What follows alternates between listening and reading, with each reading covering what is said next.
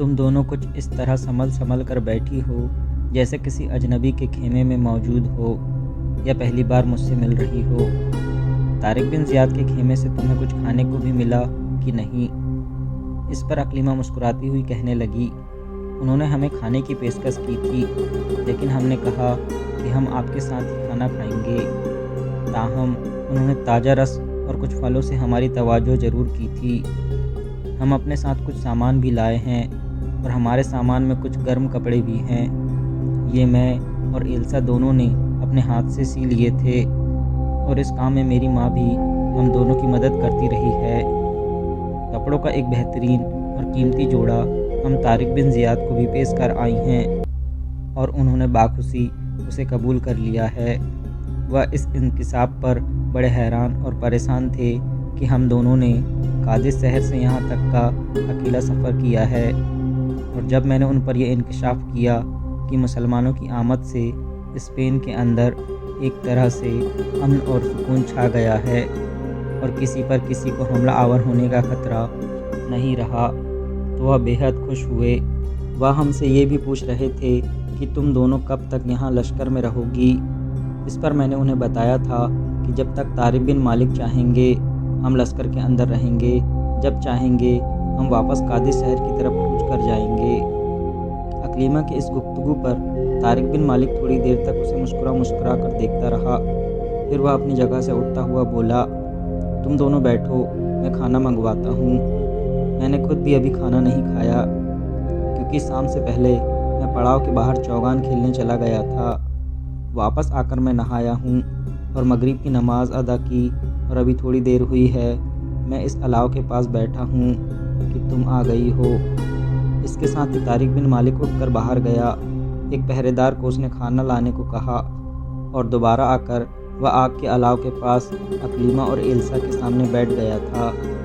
اتنے میں عکلیمہ اٹھی اور جو پہرے دار خیمہ کے اندر سامان رکھ گیا تھا وہ سامان اٹھا کر لائی۔ وہ سامان 2 بڑے بڑے چرمی تھیلوں پر مشتمل تھا۔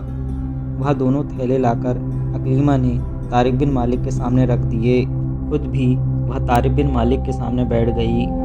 دونوں تھیلوں کا منہ کھولا اور ان میں سے سامان نکال کر وہ طارق بن مالک کے سامنے رکھنے لگی تھی۔ اس سامان میں گرم کپڑے، اونی کمبل، خشک پھل اور کچھ دیگر چیزیں تھیں۔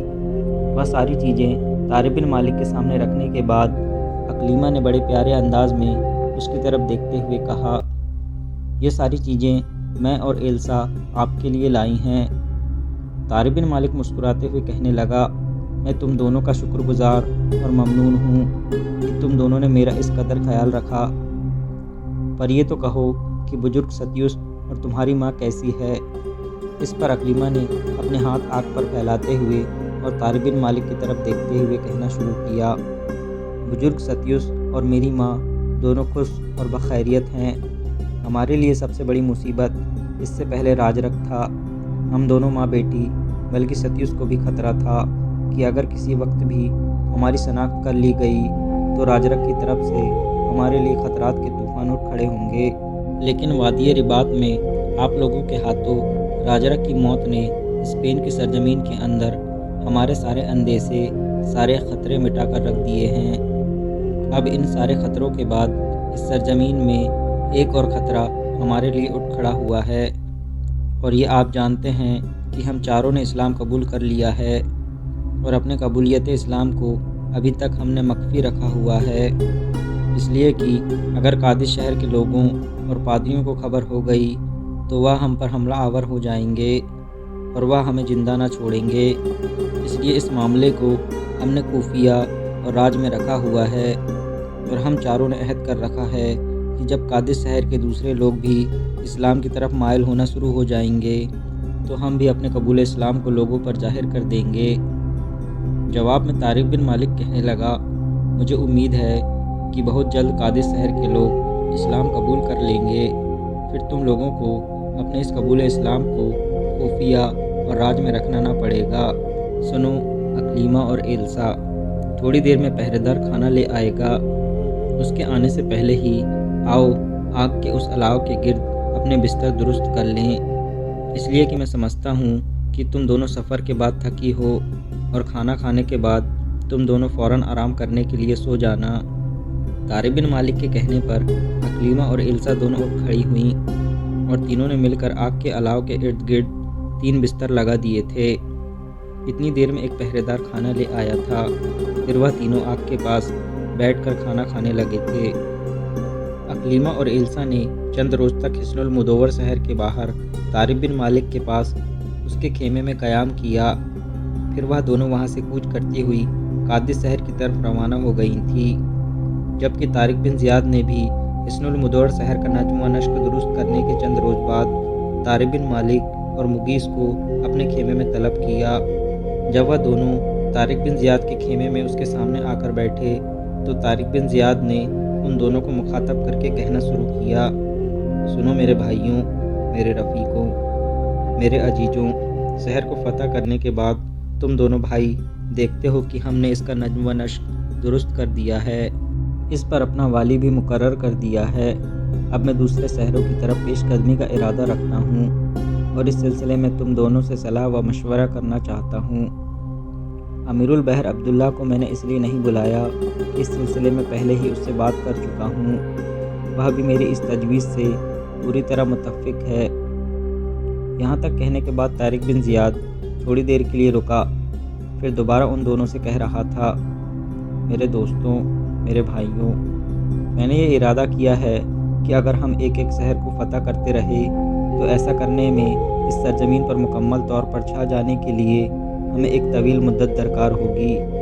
اس وقت تک ہو سکتا ہے ان لوگوں کو باہر سے عسکری قوت مل جائے جس کے باعث ہمارے لیے پریشانیاں اٹھ کھڑی ہوں، لہٰذا میں یہ چاہتا ہوں کہ اپنے لشکر کو مختلف حصوں میں بانٹ کر اسپین کے شہروں کی فتح کی رفتار پہلے سے بھی تیز کر دی جائے۔ پہلے تجربے کے طور پر میں نے یہ ارادہ کیا ہے کہ مغیث کو 700 کا ایک لشکر دے کر قرطبہ شہر کی فتح کے لیے روانہ کیا جائے۔ مغیث اس قدر کم لشکر دینے کی 2 وجوہات ہیں۔ اول یہ ہے کہ قرطبہ شہر کے اندر محافظوں کی تعداد اس قدر زیادہ نہیں، لہٰذا مغیث اگر کوشش کرے تو وہ اپنے 700 لشکریوں کے ساتھ قرطبہ شہر کو فتح کر سکتا ہے، اور دوسری وجہ اتنے کم لشکری مہیا کرنے کی یہ ہے کہ آپ دونوں بھائی جانتے ہیں کہ اس سرزمین کے اندر ہمارے لشکر کی تعداد کچھ زیادہ نہیں ہے، لہٰذا لشکر کا بڑا حصہ میں اپنے ساتھ رکھنا چاہتا ہوں تاکہ ضرورت کے وقت میں اس میں سے تم لوگوں کے لیے کمک روانہ کر سکوں۔ اور اے طارق بن مالک، مغیث کے لیے قرطبہ شہر کا چناؤ کرنے کے بعد میں تمہارے لیے 2 شہروں کا انتخاب کرتا ہوں۔ وہ یہ ہے کہ یہاں سے کوچ کرنے کے بعد تم اسپین کے شہر ارکیڈونا کی طرف پیش قدمی کرو۔ اس شہر پر حملہ آور ہونے اور اپنا تسلط قائم کرنے کے بعد تم اسپین کے بڑے شہر مالکا کا رخ کرو گے اور اس کو اپنے سامنے سر نگوں اور زیر کرنے کی کوشش کرو گے۔ سنو میرے بھائیوں، اپنے لشکر کے ساتھ میں یہاں سے اسپین کے شہر ابیرا کی طرف پیش قدمی کروں گا۔ اس شہر کو فتح کرنے کے بعد میں اسپین کے دوسرے اور بڑے شہر مراسیہ کا رخ کروں گا۔ تم لوگ جانتے ہو کہ اسپین کے جنوبی صوبہ کے حاکم تدمیر نے قادس شہر سے بھاگ کر اسی مراسیہ شہر میں پناہ لے رکھی ہے، اور اس نے اس شہر کے اندر بہت بڑی عسکری قوت بھی جمع کر رکھی ہے، لہٰذا ابیرا شہر کو زیر کرنے کے بعد میں مراسیہ کا محاصرہ کر لوں گا۔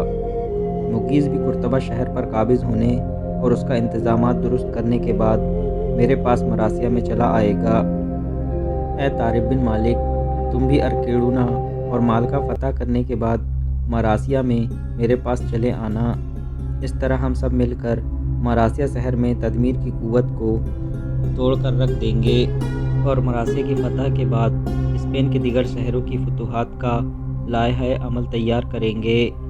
اپنی بات ختم کرنے کے بعد طارق بن زیاد نے تھوڑی دیر تک خاموشی اختیار کیے رکھی، پھر اس نے طارق بن مالک اور مغیث کی طرف دیکھتے ہوئے دوبارہ پوچھا، جو تجویز میں نے تمہارے سامنے پیش کی ہے، تم دونوں کا اس معاملے میں کیا خیال ہے؟